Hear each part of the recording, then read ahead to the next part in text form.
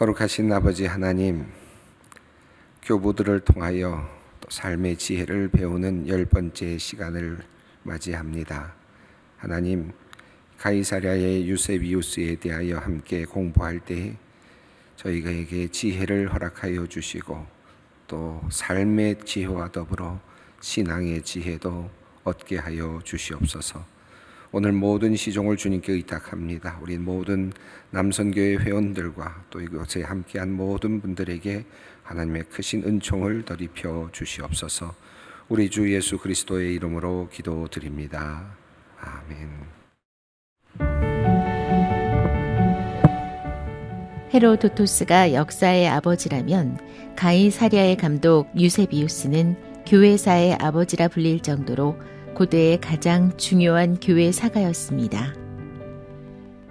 가이사랴의 유세비우스는 약 260년경 팔레스타인의 가이사랴에서 태어나 성장하였습니다. 유세비우스는 기독교의 마지막 박해의 시기와 박해가 끝나고 기독교가 공인되는 격동의 시대 속에 가이사랴의 감독이 됐습니다. 유세비우스는 끔찍한 박해를 목격하고 살아남은 자로서 기독교로 개종해 교회를 강화하고 공포를 종식시킨 콘스탄티누스야말로 하나님에 의해 특별히 선택된 인물이라고 생각했기에 그의 종교 정책에 전폭적인 지지를 표명했습니다. 콘스탄티누스 예찬과 콘스탄티누스의 생애를 집필해 그에 대한 칭송과 찬사를 보냈습니다. 이런 모습으로 인해 어용이라는 비난을 듣기도 했지만 그는 사적인 이익을 위해 황제에게 청탁한 일이 없었고 생애의 대부분을 가이사랴 지역의 교회를 위해서 바쳤습니다. 그의 대표적 저작인 교회사는 기독교 역사상 최초의 교회 사책으로 사도시대부터 4세기 초반까지 기독교의 역사를 기독교적 관점으로 잘 저술하고 있습니다. 그의 교회사가 없었더라면 3, 4세기 고대 교회사의 자료는 대부분 멸실됐을지도 모릅니다. 유세비우스에 대한 평가는 다양합니다. 정치적 혼란과 위기 속에서도 살아남아 자신의 이름을 알린 처세술이 뛰어난 수완가로 보는 반면에 기독교에 대한 박해와 공인이라는 혼란 속에서 기독교적 가치와 모습을 지키려 노력했다고도 합니다. 유세비우스는 콘스탄티누스가 죽은 뒤 338년에서 340년 사이에 가이사랴에서 생을 마감했습니다.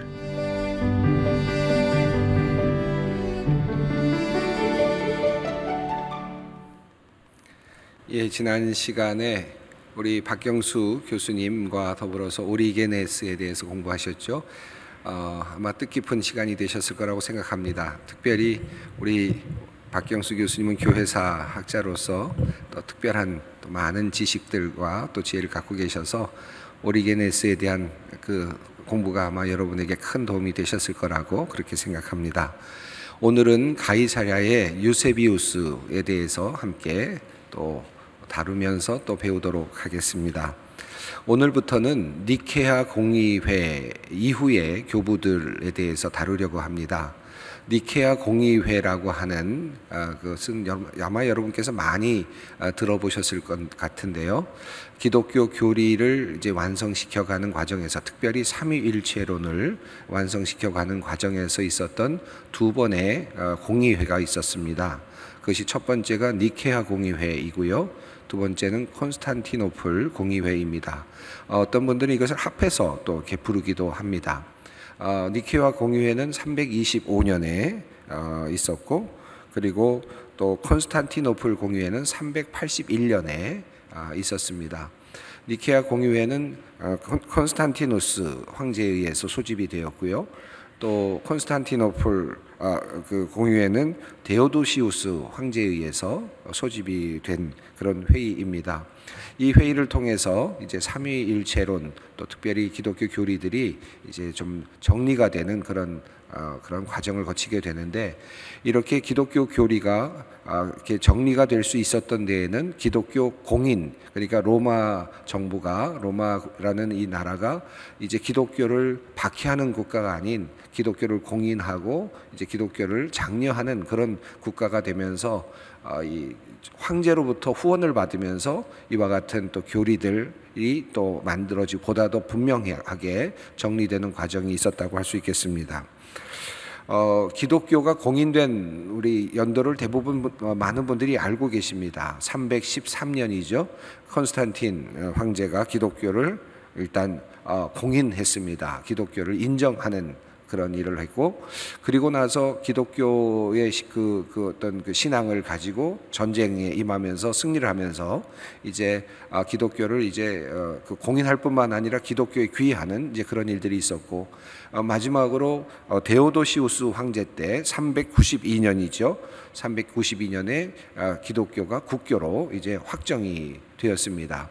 그러니까 니케아 공의회와 콘스탄티노플 공의회는 기독교가 공인이 되고 기독교가 국교화되는 그 과정 가운데 속에 숨겨져 있는, 사이에 있는 그런 기간이라고 할 수 있겠고, 또 회의라고 할 수 있겠습니다.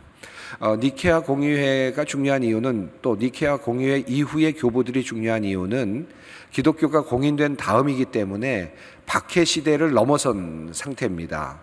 그 전까지는 박해가 있었지 않습니까? 그래서 죽음을 두려워하고 또 여러 가지 고문이라든지 여러 가지 어려운 그런 상황 속에서 부딪히면서 기독교를 이제 믿고 또 기독교를 전파하는 과정이었다면, 이제 313년 이후에 기독교가 공인이 되었기 때문에 이제는 좀 더 편안한 상태에서 도리어 또 국가, 로마라고 하는 국가의 후원을 받으면서 그렇게 교회가 성장할 수 있는 그런 시간이었습니다. 한편으로는 참 놀랍도록 은혜의 시간이었고, 또 그것 때문에 기독교의 교리가 잘 정리될 수 있는 그런 근간이 되는 기간이기도 했고, 동시에 한편으로는 또 기독교가 이제 편안하게 되면서, 기독교인들이 편안하게 되면서 또 다른 하나의 문제점들이 나타나는 그런 시간이기도 했습니다. 자, 오늘부터는 이제 니케아 공의회 이후의 세 교부에 대해서 한 번씩 살펴보려고 하는데요. 오늘은 가이사랴의 유세비우스이고요. 다음에는 안디옥의 요한 크리스토스무스이고, 그리고 아타나시우스에 대해서 우리가 함께 공부하도록 하겠습니다. 오늘은 가이사랴의 유세비우스에 대해서 함께 살펴보겠습니다. 이 가이사랴의 유세비우스는 이름으로는 존경받는 자라는 뜻을 가지고 있는데, 경건한 자라는 뜻을 가지고 있는데요. 유세비우스를 생각할 때 제일 먼저 기억하실 만한 것은 역사가라고 기억하시면 좋을 것 같습니다. 아마 여러분 종종 기독교 또 서적에서 또는 기독교 변증서라든지 또는 뭐 목사님들의 설교 말씀이라든지 신앙 서적에서 유세비우스의 교회사라는 그런 표현들을 꽤 많이 들어보셨을 것 같습니다. 바로 그 사람이 이 가이사랴의 유세비우스이고 교부입니다. 헤로도투스라고 하는 분이 역사의 아버지로 불리는데요. 그것처럼 가이사랴의 감독 유세비우스 역시 교회사의 아버지로 불릴 정도로 고대 교회의 가장 중요한 역할을 하고 또 교회사를 쓴 중요한 인물로 평가받고 있습니다. 이 유세비우스는 팜필루스라고 하는 분의 영향을 받게 되는데, 이 팜필루스는 오리게네스의 오리게네스가 가이사랴에 세운 그 신앙 인문 학교를 이끌면서 오리게네스의 후계자로 그렇게 활동했던 사람입니다.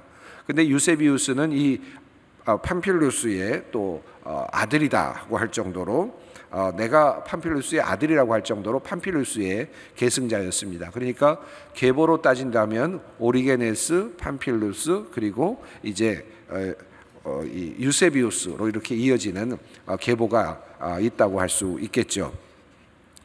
중요한 그분의 특징으로는 유세비우스가 가이사랴의 감독으로 취임했을 때, 그때가 언제냐면 313년 또는 314년 정도로 그렇게 추정을 하는데, 기독교 공인이 313년이니까 정말 운이 좋은 그런 감독이라고 할 수 있겠습니다.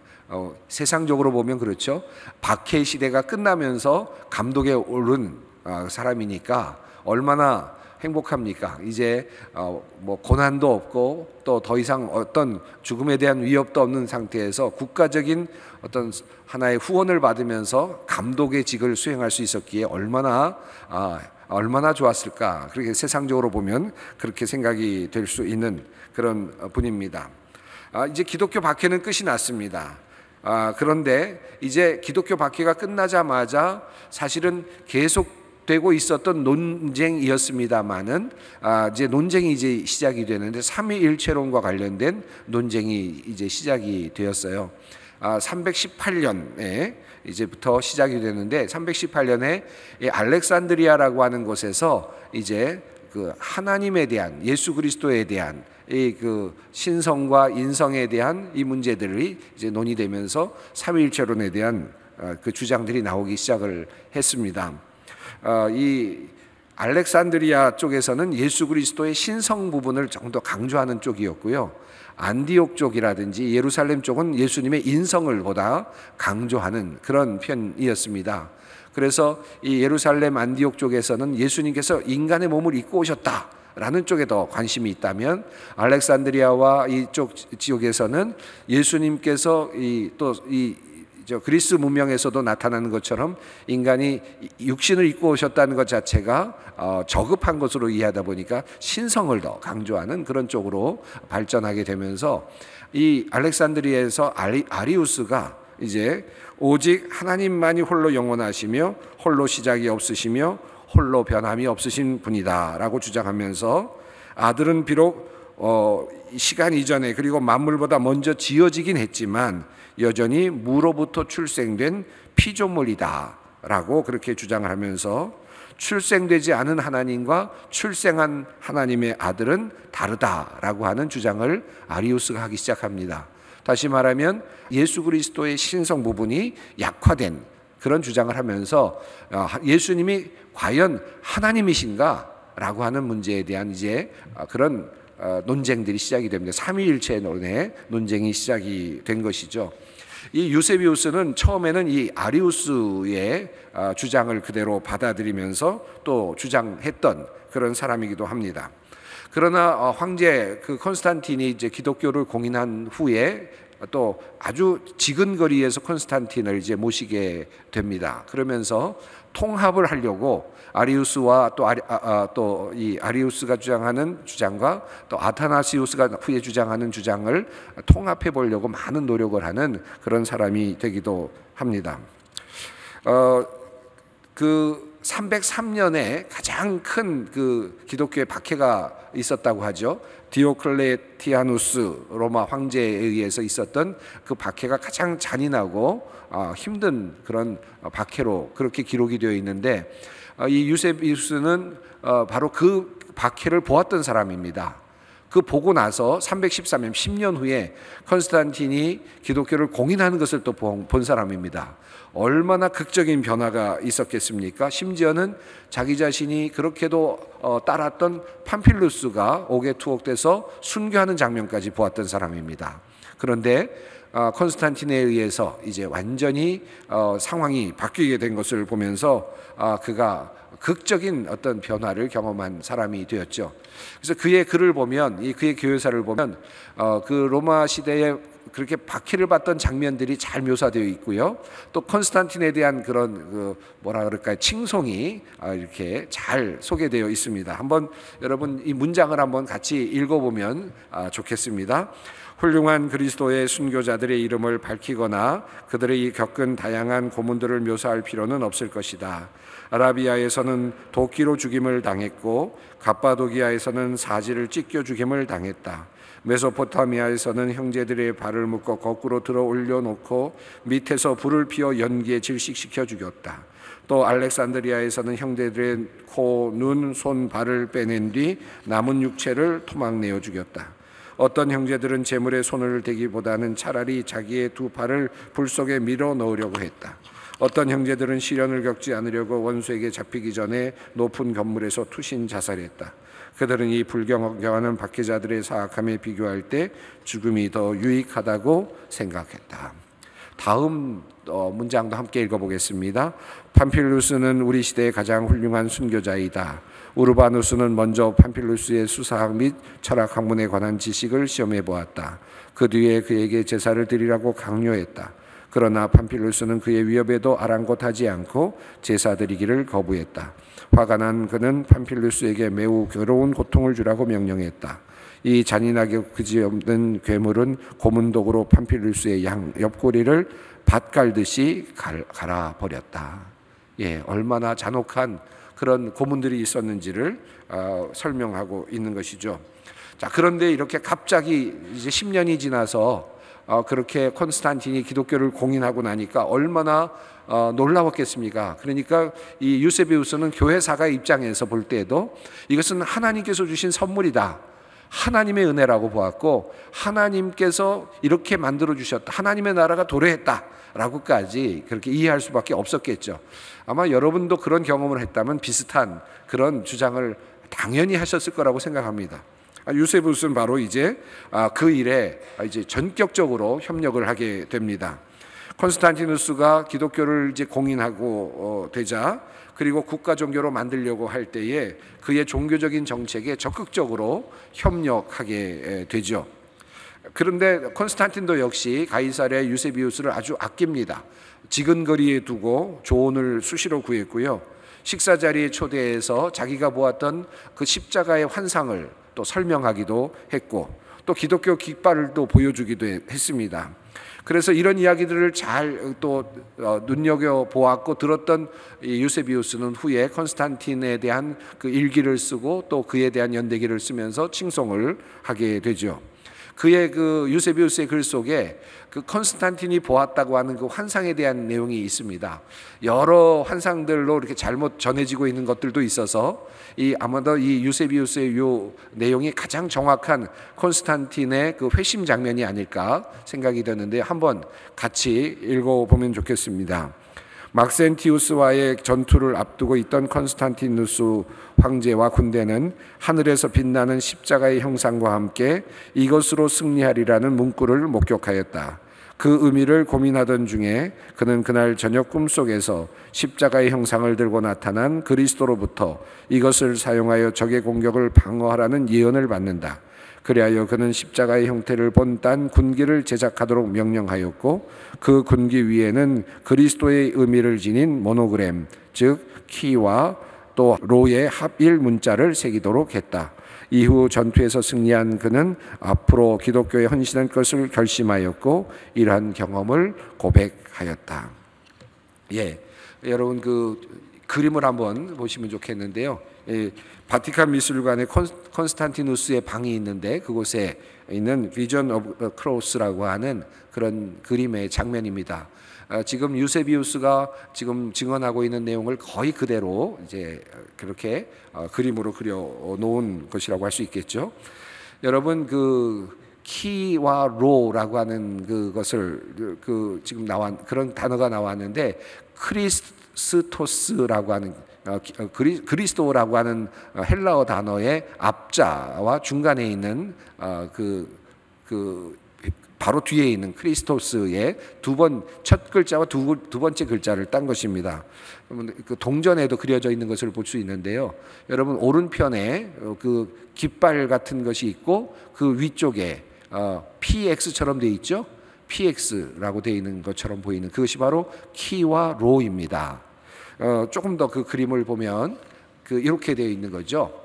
P처럼 되어 있는 것이 헬라어는 로에 해당되는 것이에요. 그러니까 R자 발음이 나는 것이고요. 그리고 X처럼 된 것이 크 발음이 나는 그 단어 크리스토스의 X입니다. 그래서 X처럼 되어 있는 근데 그것이 헬라어는 키로 읽힙니다. 그래서 앞장면을 한번 다시 보시면, 보시면 맨 밑에 왼쪽에 그리스도라고 되어 있죠. 크리스토스라고 맨 밑에 영문으로 되어 있지만 헬라어 그 음가를 따라서 썼는데요. 여기 크리스토스의 알자로 되어 있습니다. 이렇게 읽혀지는 것이고 라틴어 문자로 되어 있습니다. 자, 다음 그림도 한번 보면 역시 마찬가지로 PX처럼 되어 있는데, 이제부터는 여러분 PX로 읽지 마시고 크와로 키와로로 이렇게 키로 이렇게 읽어주셔도 좋겠고, 또는 크리스토스로 읽어주셔도 좋겠습니다. 다음 그림도 그렇습니다. 한번 이제는 우리가 이 PX라고 말하지 말고 키와로 이렇게 이제 그렇게 서로 읽어주었으면 좋겠습니다. 콘스탄티누스의 30주년이 되던 즉위 30주년 기념식에서 유세비우스는 아주 극단적인 과정법을 동원해서 콘스탄티누스 예찬을 연설했다고 전해지고 있습니다. 그것 때문에 사람들은 후에 그를 어용이라고까지 비난하기도 했다고 하지만, 그런데 제가 볼 때에는 이 유세비우스는 사실은 그 로마 시대의 그 박해를 받던 상황에서 콘스탄틴이 그렇게 극적인 변화를 통해서 많은 사람들이 어려움에서 벗어나고 기독교가 이제 완전히 편안하게 이렇게 전도 활동을 할 수 있게 된 것에 대해서 아마 큰 감사한 마음이 있었을 거라고 생각이 듭니다. 그래서 콘스탄티누스야말로 하나님에 의해서 특별히 선택된 인물이라고 그렇게 생각을 했고요. 그것 때문에 아주 강하게 콘스탄티누스를 또 예찬하기도 했다고 할 수 있겠습니다. 콘스탄티누스에 대한 그 예찬의 내용을 한번 함께 읽어보면 좋겠습니다. 그러나 승리를 얻은 막강한 콘스탄틴은 모든 면에서 부친을 닮은 경건한 아들 크리스푸스 카이사르와 함께 신앙의 덕으로 지장하고서 동쪽 제국을 자신의 소유로 회복했다. 그리하여 로마 제국은 과거처럼 하나의 일치된 국가로 회복되어 해가 떠오른 곳에서부터 지는 곳까지, 또 남쪽에서 북쪽에 이르는 지역까지 온 세상에 그들의 평화로운 통치를 뻗쳐나갔다. 그리하여 과거의 백성들을 괴롭혔던 자들에 대한 두려움은 완전히 제거되었다. 그들은 기쁘고 즐겁게 찬란하고 즐거운 날들을 경축했다. 만물은 빛으로 충만했고 전에 슬픔에 빠졌던 사람들은 서로 즐겁고 미소 띤 얼굴로 쳐다보았다. 도시와 마을에서는 먼저 찬송과 합창으로 우주의 임금이신 하나님을 찬양했고, 그 다음에는 경건한 황제와 모든 사랑하는 그의 자녀들을 찬미했다. 자, 이런 상황 속입니다. 하나를 더 한번 읽어보면 좋겠습니다. 과거의 악과 사악함은 완전히 망각되어 기억 속에서 사라졌다. 사람들은 현재의 축복을 누리고 장차 누리게 될 축복을 기대할 뿐이었다. 승리를 얻는 황제는 자비가 충만한 칙령들을 발표했고 선하고 참된 신앙을 나타내는 법률을 제정했다. 이와 같이 모든 폭정을 깨끗이 제거한 뒤 컨스탄틴과 그의 아들들은 아무런 경쟁자가 없이 굳건하게 제국을 다스리게 되었다. 과거 통치자들이 하나님께 발휘한 저기를 처음으로 일소한 그들은 하나님께서 그들에게 수여하신 긍휼을 깨닫고 있었다. 그들은 온 세상에 나타난 사역과 작업에 의해 하나님과 신앙에 대한 자신의 사랑, 그리고 하나님께 대한 신앙과 감사를 나타냈다.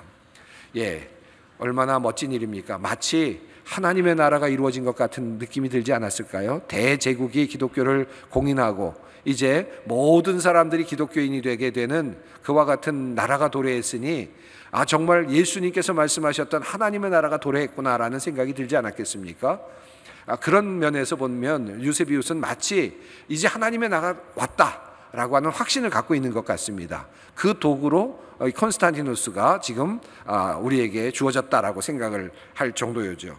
그러다 보니까 이제 하나님의 나라가 도래했다라고 하는 그런 생각을 하게 되니까 이제는 하나님의 나라에서 이제 살게 된, 이제 더 이상 장차 올 하나님의 나라를 기다릴 필요가 없는 상황이 되죠. 그리고 로마라고 하는 이 나라에서 하나님의 나라가 이루어졌기 때문에 이제 편안하게 살면 된다라고 하는 그런 확신이 줄어들게 됩니다. 그런 생각이 들죠.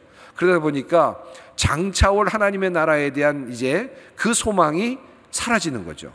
그런 안타까운 문제가 이제 발생하게 하게 되는 것입니다. 이제 더 이상 이제 로마 시대에는 개인의 영혼 구원만이 중요한 것이 되었고, 이제 장차 하나님의 나라가 이 땅에 올 것이다라고 하는 큰 기대, 그와 같은 역전의 역사, 하나님의 놀라운 반전의 역사를 기대하는 그런 일들이 점차 줄어들게 되는 상황이 되고 말았습니다.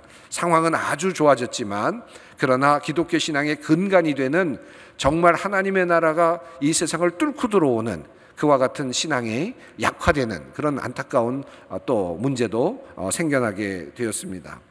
일반적으로 역사가들의 일반적인 유세비우스에 대한 평가는 좀 좋지는 않습니다. 역사를 잘 들여다보는 사람들은 너무 기독교의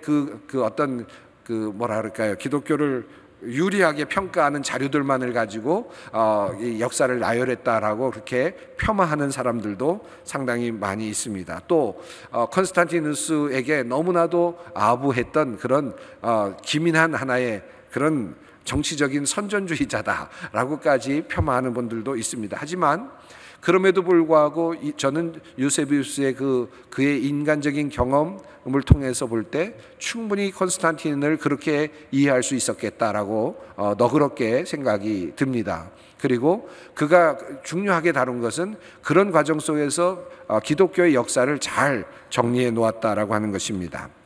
유세비우스는 그의 책들을 이제 쓰게 되는데, 특별히 교회사 책이 두드러지는데요. 그는 학문적인 깊이보다는 넓은 폭을 자랑했다고 그렇게 알려져 있습니다. 많은 자료들을 모았고 그 자료들을 중심으로 해서 이제 기독교 역사를 정리했습니다. 아마 그가 반드시 해야만 됐고 또 할 수 있었던 그런 일이라고 생각합니다. 기독교가 막 공인이 되면서 이제 모든 사람들 앞에서 기독교인이 된 것을 자랑스럽게 여기는 상황이 된 상황 속에서 여기저기 있었던 그간에 있었던 많은 박해의 사례들을 다 모을 수 있었을 것이고요. 또 황제 옆에 있었기 때문에 자료들이 다 올라올 수 있었을 겁니다. 그런 것들을 편집해서 교회사로 썼기 때문에 상당히 방대한 양을 그가 가질 수 있었다고 생각이 듭니다. 그래서 이제 이 교회사가 굉장히 중요하게 다뤄지는데, 여러분 그 교회사 표지를 한번 보시면 좋겠고요. 대략 이 연대기는 325년까지 그렇게 민족과 또 시대별로 이렇게 나누어서 그렇게 역사를 기술을 하고 있습니다. 우선 첫 번째로는 일부에는 메소포타미아와 이스라엘, 애굽, 히라 및 로마의 역사를 주로 다루고 있고요. 그래서 개관하는 그런 부분이고, 2부는 아브라함의 출생부터 시작해서 주 303년까지 역사를 연대기적으로 그렇게 적고 있습니다. 여러분 그 책의 그림들을 한번 좀 보시면 좋겠는데요. 이렇게 연대기로 이렇게 쭉 나열이 되어 있는 그런 책의 모습을 보실 수 있습니다.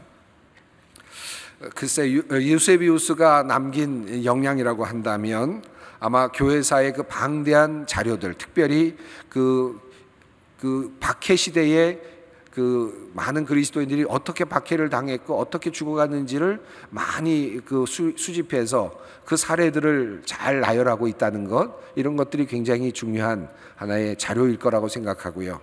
더 나아가서 기독교가 공인되는 과정 속에서 일어났던 일들을 섬세하게 잘 다루고 있다는 것도 굉장히 중요한 하나의 그 공헌이라고 할 수 있겠습니다. 그러나 우리가 기독교가 공인되면서 한 가지 아쉬운 점이 있다면, 글쎄 이 참 우리들의 삶에도 마찬가지죠. 이게 좋은 점이 있으면 그 좋은 점이 주는 또 다른 하나의 또 다른 어떤 약점이 있지 않습니까? 여러분, 우리가 정말 가난하고 힘들고 어렵고 또 질병 속에서 고통당하고 이럴 때 하나님에 대한 그 신앙이 더 깊어지지 않습니까? 하나님을 더 의지하게 되고 모든 것 다 내려놓게 되고 본질이 무엇인지에 대해서 집중하게 되는데, 그런데 우리가 좀 편안해지고 또 이것저것 쓸만한 것도 있고 또 많은 것들이 놓여 있고 권력도 갖게 되고 힘이 생기면 그런 것들을 의지하게 되고 또 하나님께 집중하지 않게 되지 않습니까? 이게 인간의 참 안타까운 모습이라고 할 수 있겠습니다. 기독교가 공인되기 전까지 기독교는 정말 강력한 힘을 가지고 있었던, 정말 놀라운 힘을 가지고 있었던 종교였습니다. 그런데 박해와 더불어서 그것은 더욱더 빛났습니다. 그런데 기독교가 공인되고 나서 기독교는 점차 도리어 편안한 상태 속에서, 환경 속에서 점점 죽어가기 시작하죠. 그 역동적인 신앙성이 약화되기 시작합니다. 이것이 또 한편으로는 안타까운 모습이라고 할 수 있겠습니다. 이 유세비우스는 이 역동적인 그 변환의 과정 속에서 이 콘스탄티누스라고 하는 사람을 하나님께서 보내신 천사와 같은 사람으로 평가하면서 교회사를 적고 있습니다. 그리고 또 이후에 나온 교부들은 이제 기독교가 공인되면서 기독교 교리를 보다도 안정된 자리에 세우려고 노력하게 되죠. 이제 이후에 나오는 분들은 이제 삼위일체의 교리와 관련해서 또 기독교의 또 급격한 성장과 관련해서 공헌한 그런 교부들이라고 할 수 있겠습니다. 예, 오늘은 유세비우스, 가이사랴의 유세비우스에 대해서 함께 살펴보았습니다. 함께 기도하겠습니다. 거룩하신 아버지 하나님, 감사합니다. 기독교의 공인의 과정을 우리가 다시 교부들의 삶을 통해서 배우면서 기독교 공인이 우리에게 준 또한 공과 또 우리에게 준 또 하나의 아픈 현실을 다시 보게 됩니다. 또한 그것을 우리들의 삶에 적용합니다. 하나님, 늘 우리의 삶이 주님을 향하여 있기를 원합니다. 조금 편하다고, 조금 살만하다고 주님을 놓는 일이 없게 하여 주시고 오직 주님만 붙잡고 주님만을 향하여 나갈 수 있는 바른 신앙 안에 우리 모두가 살게 하여 주시옵소서. 우리 남선교회 모든 회원들에게 그리고 우리 소망에 속한 모든 성도들에게 주님을 향한 열정을 늘 주님 허락하여 주시옵소서. 우리 주 예수 그리스도의 이름으로 기도드리옵나이다. 아멘.